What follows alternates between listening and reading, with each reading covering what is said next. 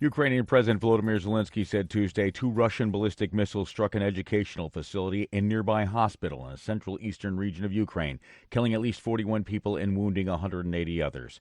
The strike occurred in the city of Poltava, the capital of the region of the same name. In a video statement in which he announced the attack, the Ukrainian president did not attempt to hide his anger and urged his allies to help. The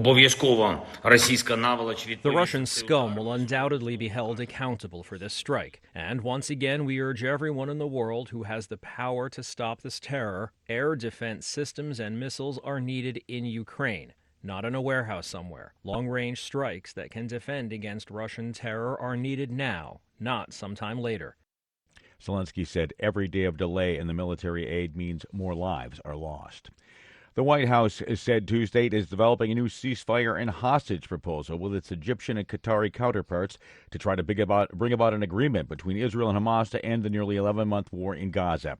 In a phone news conference in Washington Tuesday, National Security spokesman John Kirby said the executions of 6 hostages, including one American by Hamas, underscores the sense of urgency in the talks. Not that we didn't have a sense of urgency before, we certainly did, but the killings over the weekend, the executions is the only way to put it, just underscores for us how important it is to keep that work alive and keep going. Kirby declined to frame the latest proposal as a final or take-it-or-leave-it offer to the parties, but declined also to speculate on what might happen if this latest press for a deal wasn't successful. Responding to Israeli Prime Minister Benjamin Netanyahu's insistence that Israel would maintain a military presence along the entirety of Gaza's border, Kirby noted Israel had already agreed to that as part of the first phase of a ceasefire deal. This is VOA News. Speaking through his spokesman Tuesday, UN Secretary General Antonio Guterres described pauses in fighting between Israel and Palestinian militant Hamas in Gaza to allow children to be vaccinated against polio as a rare ray of hope and humanity in the horror that has been the war in Gaza. At a briefing Tuesday at UN headquarters in New York, the Secretary General's spokesman, Stéphane Dujarric, said Guterres believes the polio vaccination effort shows what can be accomplished when both sides cooperate. He's been moved by images of young children receiving their vaccination in the midst of rubble and utter ruin. It is clear to him that the polio pauses are a rare ray of hope and humanity in the cascades of horror that we have seen in Gaza. This coordinated action is a contrast to what Gaza has endured since the acts of terror unleashed by Hamas in Israel on October 7th. The World Health Organization immunized about a quarter of all children under 10 in Gaza Sunday and Monday, the first 2 days of its polio vaccination campaign. U.S. regulators are reporting the 28th death caused by exploding Takata automotive airbag inflators that can spew shrapnel. AP correspondent Haya Panjwani reports. The driver was killed in 2018 in Alabama in a Honda vehicle. The National Highway Traffic Safety Administration says the death underscores the need for people to replace recalled airbag inflators. Takata used ammonium nitrate to create a small explosion to inflate airbags in a crash, but the chemical can deteriorate over time due to high heat and humidity and explode with too much force. That can blow apart a metal canister and send shrapnel into the passenger compartment. This death is the 28th caused by a Takata airbag inflator. I'm Haya Panjwani. In a speech 2 weeks ago, U.S. Federal Reserve Chairman